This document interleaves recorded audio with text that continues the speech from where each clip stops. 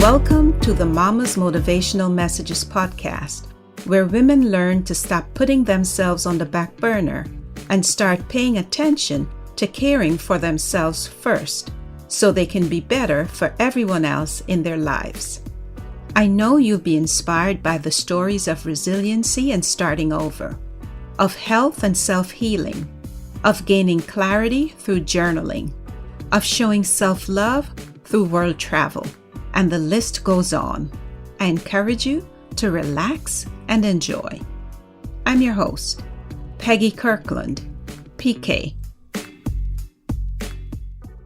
Hi, my beautiful midlife women and my empty nesters who are just now learning how to hear yourselves again.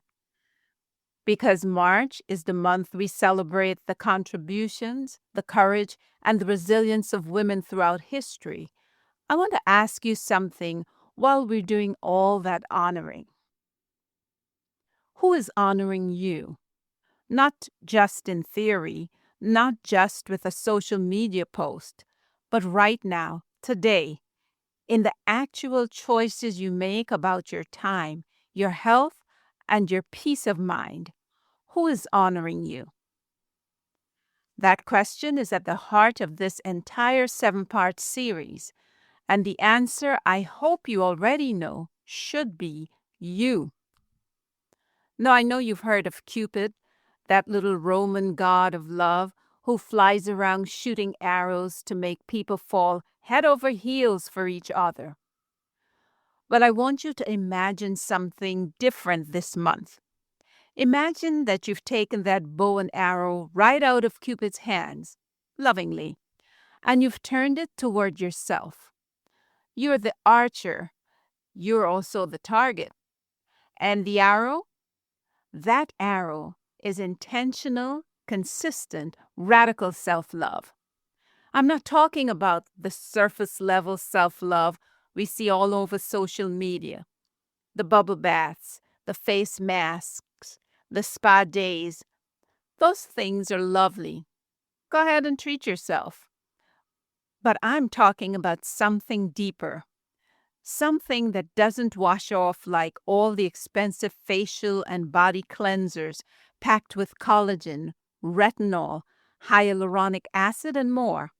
One of the things I love about Women's History Month is that it's a chance to look at the arc of women's progress and ask, what's next? We honor Harriet Tubman. We honor Shirley Chisholm. We honor every woman who made a decision, often at great personal cost, to show up fully for herself and for the world. We've fought for the right to vote. We've broken glass ceilings in every industry. We've led nations and built businesses and raised generations. But one frontier that hasn't fully opened yet is our right, our permission to prioritize ourselves without guilt. And that's what this series is all about. And I want to borrow the spirit of Harriet Tubman, who freed thousands of enslaved people and famously said she could have freed thousands more if only they had known they were enslaved. I wonder how many of you are living unfulfilled lives right now because you don't know you have permission to choose yourselves.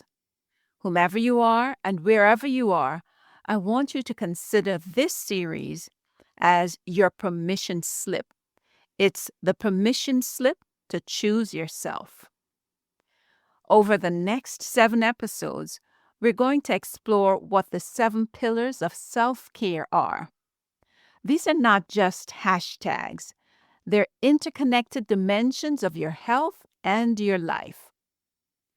Today we're talking about mental wellness, but we'll also be talking about physical health, social health, emotional health, professional health and work-life balance, spiritual wellness, and financial wellness. In each episode, I'll bring you research, stories, a practical challenge, and an affirmation to carry with you. Because this is not just a listening experience. It is a doing experience. So we begin today with the foundation of everything, your mental wellness. I want to say this carefully, and I want you to hear it clearly. Mental wellness is not about being strong enough to carry everything. It's about being wise enough to notice when you've been carrying too much for too long. The Mayo Clinic describes mental health as the wellness of how we think, regulate our feelings, and behave at home, at work, and in our relationships.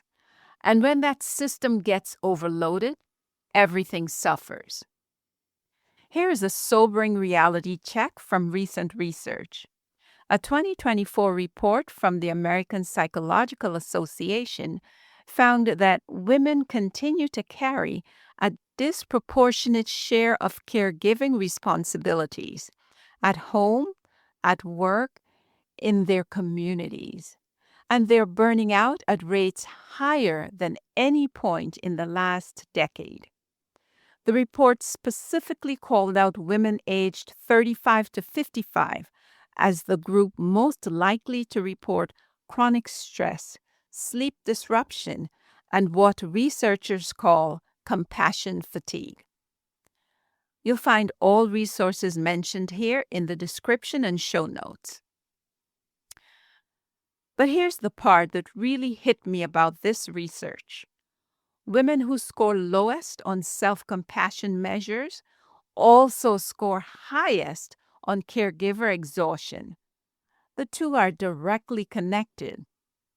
When you don't fill your own cup, you're literally running on fumes, and fumes don't sustain anyone. I also want to share something that matters deeply to me. According to the Centers for Disease Control and Prevention data, over 49,000 people died by suicide in 2023. That is one death approximately every 11 minutes. And suicide remains one of the leading causes of death in the United States. No, I'm not sharing that to frighten you. I'm sharing it because midlife women are often the quiet backbone for everyone else, and sometimes the most responsible, capable, high-functioning women are the ones who are silently suffering. We push through, we manage, we perform fine for the world while we're falling apart inside. And that has to stop. So let's get practical. I want to give you a simple mental wellness self-check, something you can do right now without judgment. Ask yourself, have my sleep or eating patterns changed in a way that feels concerning? Am I having trouble managing normal daily responsibilities? Do I feel disconnected, withdrawn, or emotionally flat? Am I stuck in prolonged sadness, anxiety, or a sense of hopelessness? Do I have thoughts about harming myself or feel like others would be better off without me? If any of that resonated, not in passing, but deeply, I want you to hear me. That is a signal. And when your mind and body send a signal, you don't argue with it. You respond to it. If you or someone you love is struggling or in crisis, please call or text 988. That's the Suicide and Crisis Lifeline. And it's available 24 hours a day, 7 days a week. That number again is 988. Let me tell you a story, because stories help us see ourselves. I once worked with a woman who did everything right. She kept the family together. She kept the job together. She kept her grown children emotionally afloat. She kept the calendar running like an airport runway. From the outside, she was the picture of competence, capable, strong, put together. But one morning she sat in her car in the driveway, keys in hand, and she couldn't turn on the ignition. Not because she didn't know how, but because her mind had reached its capacity. And what she told me later was this: thought I needed more discipline, but what I really needed was support. That is what mental wellness is. It's not about pushing harder. It's about getting support sooner. Here's the core metaphor I want you to carry through this entire series. March is not just Women's History Month. March is your personal history month. You're not just celebrating women who made history. You're making a decision about the woman you're working on becoming. Every choice you make this month to rest, to reach out, to ask for help, to protect your peace, that is you writing your own history. And before the next episode, I want you to sit quietly for just 5 minutes. No phone, no TV, no notifications. And ask yourself this one question. If I were to truly love myself the way I love the most important people in my life, what would I do differently tomorrow? Write it down, voice memo it, or just let the question land, because that is where your journey begins. Not with a grand gesture, but with a quiet, honest conversation with yourself. And here's your challenge for this episode. I want you to write this down. Where have I normalized suffering? Let me say that again. Where have I normalized suffering?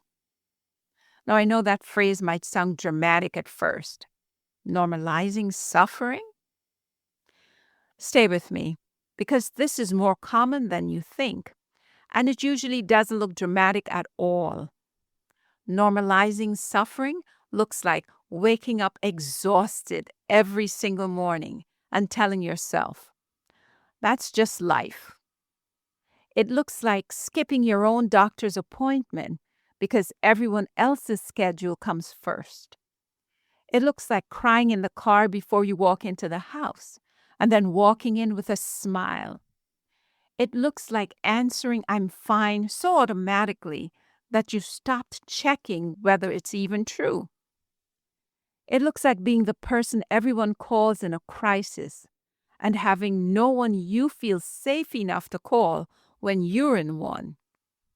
It looks like running so long on empty that empty has started to feel normal. That's what normalized suffering looks like.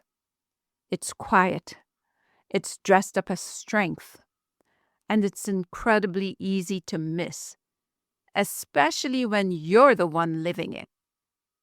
So I want you to write this down and really sit with it. Where have I normalized suffering? And then I want you to complete this sentence in a journal. This month, I'm making myself a priority by protecting my mind when I feel blank. Fill in that blank. For example, maybe you could fill it in like this. This month, I am making myself a priority by protecting my mind when I feel overwhelmed by everyone else's needs and I haven't had a single quiet moment to check in with myself. Or it could be something that sounds like this. This month, I am making myself a priority when I feel that familiar tightening in my chest that I've been ignoring for months. Whatever your word is that you put in that blank, whether it's stretched, invisible, depleted, numb, unheard, that word is not a complaint. That word is a compass. It's pointing you toward the place that most needs your attention this month. Now, I want you to reinforce everything we've talked about with this affirmation that I'd like you to repeat 3 times in the morning and 3 times at night to give yourself a chance to truly internalize its meaning. I am worthy of the love and care I so freely give to others. I am worthy of the love and care I so freely give to others. I am worthy of the love and care I so freely give to others. Okay, that's it for today, my beautiful midlifers and empty nesters. In our next episode, we're moving into physical wellness, because the truth is, you cannot fully enjoy your life if you're constantly sidelined by your health. So get ready. We're going there together.